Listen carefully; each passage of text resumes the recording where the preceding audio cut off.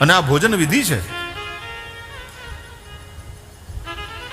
પેલા 3 કોળિયા અલગ મૂકવાના. ભૂપતયે સ્વાહા, ભુવન પતયે સ્વાહા, ભૂતાનામ પતયે સ્વાહા. અને પછી લવણ રહિત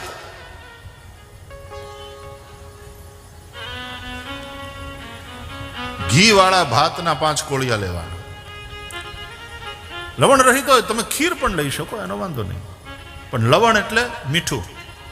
શરૂઆતના 5 કોળિયા મીઠા વગરની વસ્તુના લેવાના.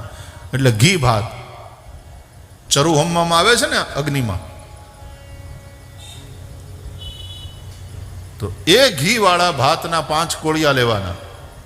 પ્રાણાય સ્વાહા, અપાનાય સ્વાહા, વ્યાનાય સ્વાહા, સમાનાય સ્વાહા, ઉદાનાય સ્વાહા.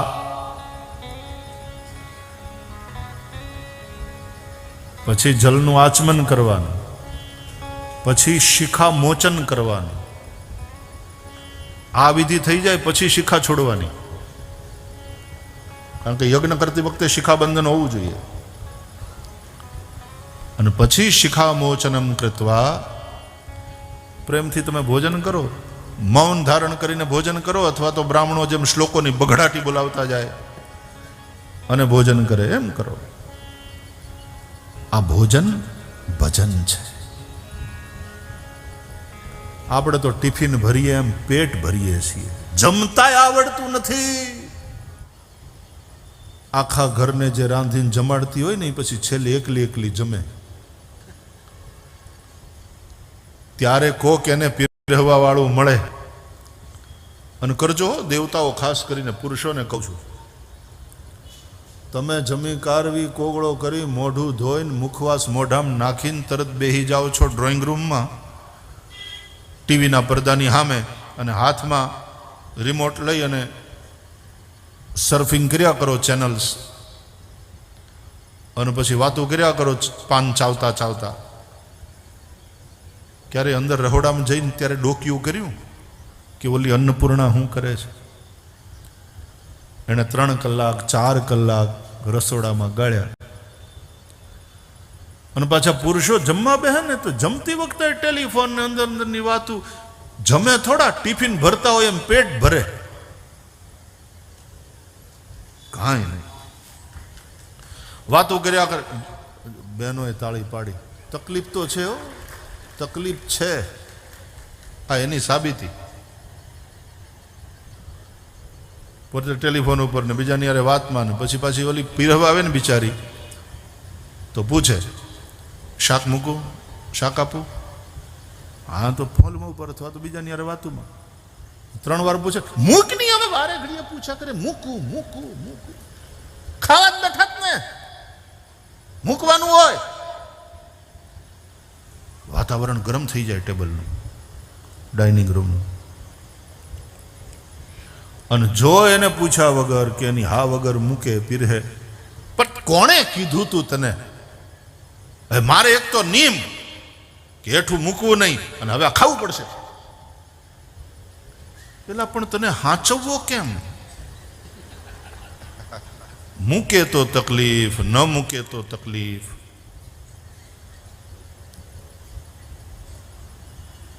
એટલે જમતા નથી હોતા, એ તમે નાતા નથી, તમે શરીર પલાળો છો. સ્નાન અલગ વસ્તુ છે. જરા બધા તીર્થોને યાદ કરો. ગંગે ચ યમુને ચૈવ ગોદાવરી સરસ્વતી નર્મદે સિંધુ કાવેરી જલેસ્મિન સન્નિધિમ કુરુ. નમામિ ગંગે તવ પાદ પંકજમ સુરાસુરૈર્વંદિત દિવ્ય રૂપમ. ભુક્તિંચ મુક્તિંચ દદાસि નિત્યમ ભાવાનુસારેણ સદા નરાણામ. ગંગા સિંધુ સરસ્વતી ચ યમુના ગોદાવરી નર્મદા કાવેરી સરયુ મહેન્દ્ર તનયા ચર્મણવતી વેદિકા ક્ષિપ્રા વેત્રવતી મહાસુર નદી ખ્યાતા જયા ગંડકી પૂર્ણા પૂર્ણ જલય સમુદ્ર સહિતા કુર્વંતુ મે મંગલમ. બધી નદીઓને યાદ કરતા કરતા, તીર્થોને યાદ કરતા કરતા, એનું સ્મરણ કરી, એ બધા તીર્થોનું આવાહન બાલધીમાં કરી, ડોલમાં, તમારા બાથરૂમમાં આવે,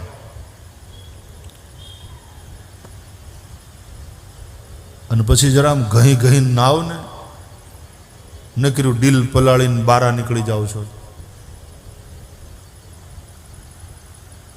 એ સ્નાન થોડું કહેવાય, શરીર પલાળ્યું કહેવાય.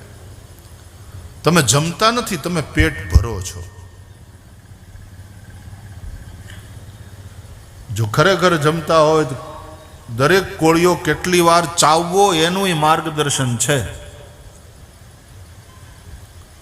કે દરેક કોળીઓ ઓછામાં ઓછો આટલી વાર ચાવવો, બરાબર ચાવી ચાવીને જમવું, તમારા મોઢાની લાળ બરાબર એની અંદર ભળે અને તો એ હરખી રીતે પચે. દાંતે જે કામ કરવાનું છે ને એ જવાબદારી આંતરડા માથે ન નાખવી. દળવાનું કામ દાંતનું છે. અને ઓલી જીભને થોડો આનંદ લેવા દો ને યાર, હરખું ચાવો. ભોજન કરો ને એ પણ ભજન કરવા જેટલા ભાવથી કરો. હાજી, भोजन भजन की तरह करो और भजन भोजन की तरह करो. भजन जब तुम्हारा भोजन बन जाए, भूख लगे, जोरों की भूख लगे, उसी तरह भजन की भी भूख लगनी चाहिए. करना पड़े ऐसे नहीं, भूख लगे. અને ભૂખ લાગ્યા પછી જો ખાવા ન મળે, જો ભોજન ન મળે તો કેમ વ્યાકુળ થઈ જાઓ છો? એમ જે દિવસે તમારું ભજન છૂટી જાય કે આજે મારે આટલી માળા ન થઈ, આજ મારો નિયમ પૂરો ન થયો, ત્યારે વ્યાકુળતા થાય.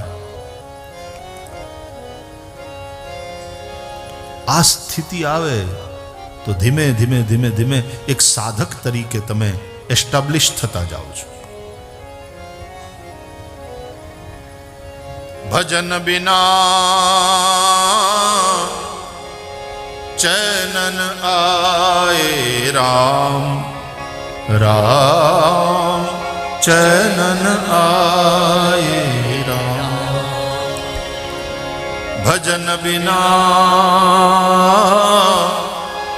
चैनन आए राम, राम चैनन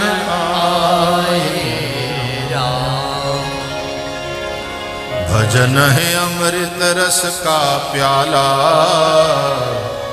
भजन है अमृत रस का प्याला. शाम सवेरे पीना पीना, शाम सवेरे पीना.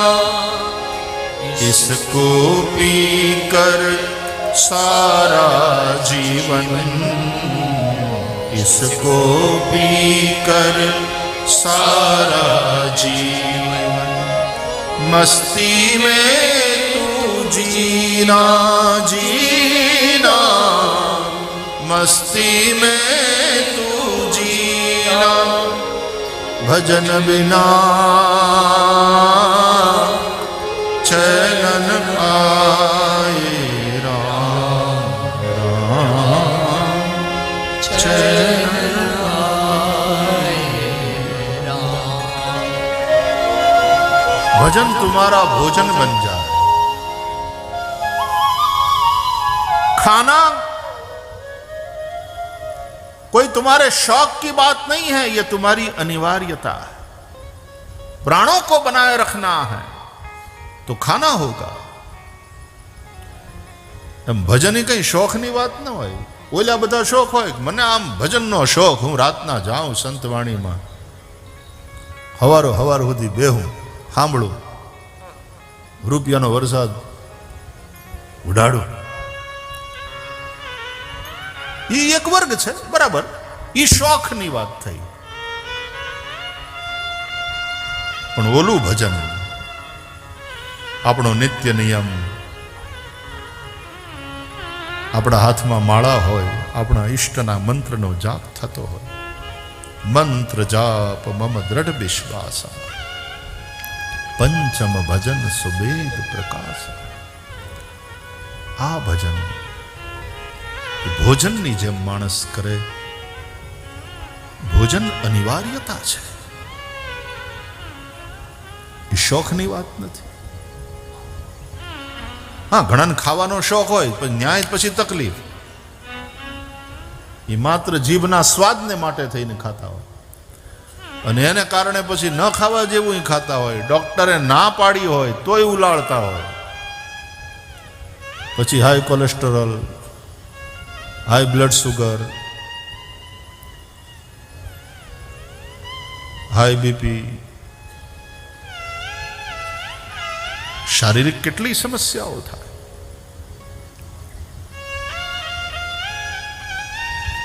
જીવવા માટે જમવાનું છે, પણ ઓલો જેને શોખ હોય ને જમવા માટે જીવતા હોય.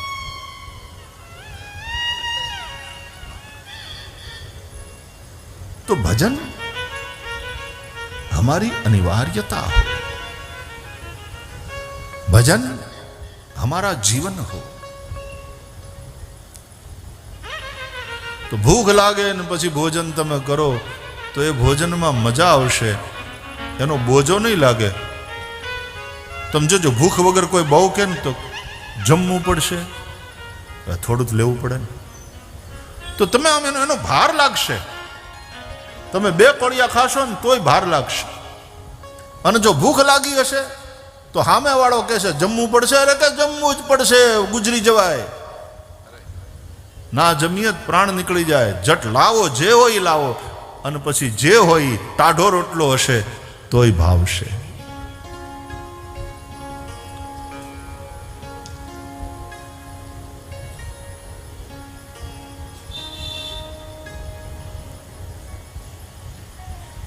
भजन भोजन बने और भोजन भजन की तरह करो.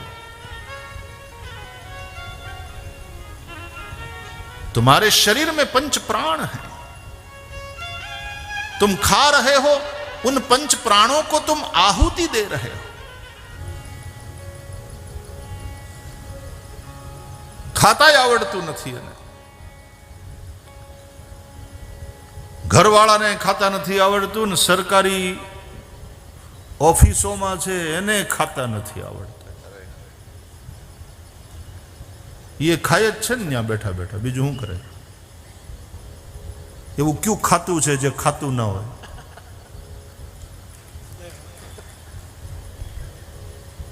હમણાં આદરણીય વડાપ્રધાન બહુ કોશિશ કરે છે, હું ખાતો નથી, ખાવા દેતો નથી, એમનું વાક્ય પ્રસિદ્ધ છે. બાકી આવડા ભૂખડાઓની જે ભૂખ છે, જે સરકારી નોકરીઓમાં છે, ત્યાં ગાદી ઉપર બેઠા, ખુરશી ઉપર, એની જે ભૂખ છે, હા ભૂખડી 12 જાણે. સરકારી નોકરી મળે એટલે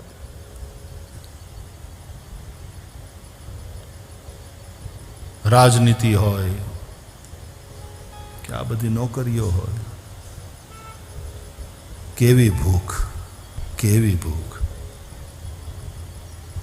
આપણને એમ થાય કે આ રૂપિયાનું શું કરવાના હશે એ લોકો.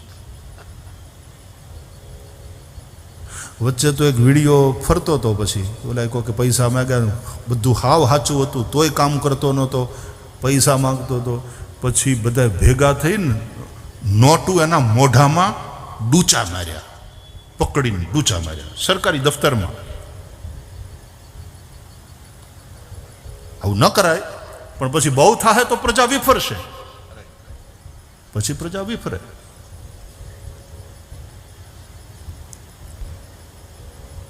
ખાતાય નથી આવડતું. ટિફિન ભરે એમ માણસ પેટ ભરે છે. તમે જેમ લાલાને લાડ લડાવો છો, તમે જેમ રામજીને એની સેવામાં બેઠા હો છો, એ જ રીતે અન્ન છે, બ્રહ્મ છે. લાડ લડાવો, એક એક કોળિયાને લાડ લડાવો. તમે જેમ ખોળામાં લઈને લાલાને કનૈયાને રમાડો, એમ તમે કોળિયાને મોંમાં લઈને જરા રમાડો. જેમ ગોપીઓ બધી ભેગી થઈને લાલાને રમાડે, એમાં 32 દાંતવાળી ગોપીઓ અને વચ્ચે જીભ રૂપી યશોદા, જેના ખોળામાં આ કોળિયો કનૈયો હોય. લાડ લડાવો, લાલાને લાડ લડાવો. તમે જરા હરખ્યું લાંબુ ચાવો, આ લાલાને લાડ લડાવો. એ જે અન્ન છે એ બ્રહ્મ છે, એ જે રસ છે તમારા ભોજનમાં ખાટો, ખારો, તીખો, તુરો, કડવો, મીઠો, આ રસ છે એ બ્રહ્મ છે. અન્નમ બ્રહ્મેતિ વ્યજાનાત અન્નેનૈવ ઈમાની ભૂતાની જાયન્તે અન્નેનૈવ જાતાની જીવંતી, આવું ઉપનિષદ કહે છે. અન્ન બ્રહ્મ છે. અન્નમ બ્રહ્મ રસો વિષ્ણુ ભોક્તા દેવો મહેશ્વર, આવું બોલીને જમવાનું. એ અન્ન દોષૈર ન લિપ્યતે. ઋષિઓએ કેવી અદ્ભુત વાતો કરી છે. ગઈકાલે આપણે ચર્ચા કરી, આપણે ઋષિઓના ઋણમાં છીએ. એ ઋણમાંથી કેમ છૂટાય? ઋષિઓએ બતાવેલી આ વાતોને વારંવાર આપણે સ્મરણ કરીએ, વાંચીએ, વિચારીએ અને તે અનુસાર આપણું જીવન બનાવીએ, ત્યારે ઋષિઓના ઋણમાંથી મુક્તિ મળે. દેવ, ઋષિ, મનુષ્ય તર્પણ કરવું જોઈએ. આ સૌનું ઋણ છે આપણા ઉપર. કૃતજ્ઞતાપૂર્વક જીવવું એ યજ્ઞમય જીવન છે. યજ્ઞ એ કૃતજ્ઞતા જ્ઞાપનની એક પદ્ધતિ છે. દેવતાઓ, પ્રકૃતિના પ્રત્યેક તત્વો જેને લઈને આપણું જીવન ચાલે છે, એના પ્રત્યે કૃતજ્ઞતા વ્યક્ત કરતા આપણે અગ્નિની અંદર એ બધા દેવોને ઉદ્દેશીને આહુતિ આપીએ છીએ. અગ્નયે સ્વાહા ઇદમ અગ્નયે ઇદન્ન મમ, વાયવે સ્વાહા ઇદમ વાયવે ઇદન્ન મમ, વરુણાય સ્વાહા ઇદમ વરુણાય ઇદમ મમ, ઇન્દ્રાય સ્વાહા ઇદમ ઇન્દ્રાય ઇદન્ન મમ. નવગ્રહોને આહુતિ આપવી. સૂર્યાય સ્વાહા ચંદ્રમસે સ્વાહા, ભૌમાય સ્વાહા, બુધાય સ્વાહા, બૃહસ્પતયે સ્વાહા, શુક્રાય સ્વાહા, શનૈશ્ચરાય સ્વાહા, રાહવે સ્વાહા, કેતવે સ્વાહા.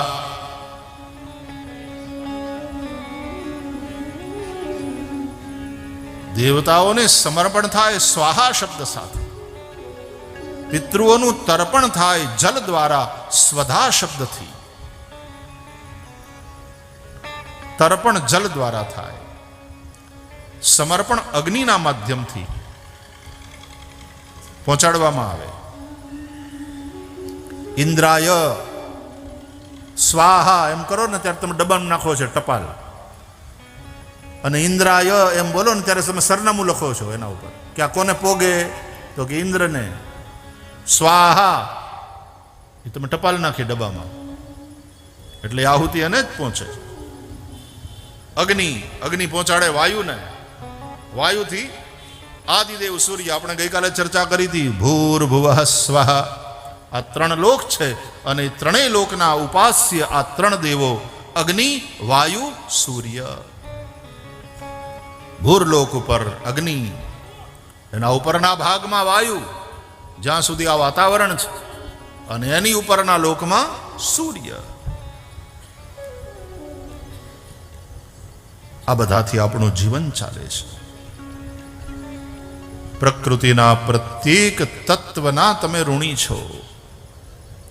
જે 5 મહાભૂતથી તમારું શરીર બન્યું છે, એ જ 5 મહાભૂતથી આ તમારું શરીર ટકે છે. અને તેથી એ 5 મહાભૂતો વિકૃત ન થાય, પ્રદૂષિત ન થાય, એવી રીતે જીવો. जल को प्रदूषित करोगे तो तुम्हारा ही नुकसान होगा. वायु को प्रदूषित करोगे तो आप फेफड़ों में उसी वायु को भर रहे हो, बीमार हो जाओगे. बहु मोटा शहरों है ने, दिल्ली ने, मुंबई ने, कलकत्ता ने ना जेवा, ज्यां प्रदूषणનું પ્રમાણ બહુ ઊંચું છે, ત્યાં રહેનારા માણસોની એવરેજ આયુષ્ય 7 થી 8 વર્ષ ઓછી થઈ જાય છે. આ અભ્યાસ પછી સામે આવેલું તથ્ય છે. પણ તોય વિકાસને નામે આપણો ભોગવાદ પૃથ્વી ઉપર ગંદકી કરે છે, વાયુને પ્રદૂષિત કરે છે, જળને ગંદુ કરે છે. ઝાડવાઓનો હોથ બોલાવી દે છે, કાપતા રહીએ છીએ. વરસાદને બોલાવવાની કંકોત્રી છે એ તો ઝાડવા, ઇન્વિટેશન કાર્ડ છે. એ બોલાવે વાદળાઓને, આવો આવો આવો અહીંયા આવો.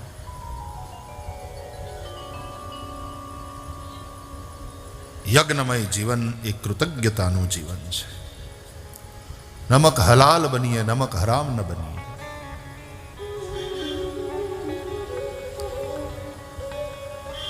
तो अंधकार ही है वहां जहां आदित्य नहीं है वह मुर्दा देश जहां साहित्य नहीं है. गर नहीं साहित्य आदर्श कहां है, और आदर्श के अभाव में जीवन कहां है. તમે ખાલી પાંચ મહાભૂતનું પૂતળું નથી, એની અંદરનું જે ચૈતન્ય છે અને એમાં મનુષ્ય શરીરમાં હોય તો એનો મહિમા સમજો. बड़े भाग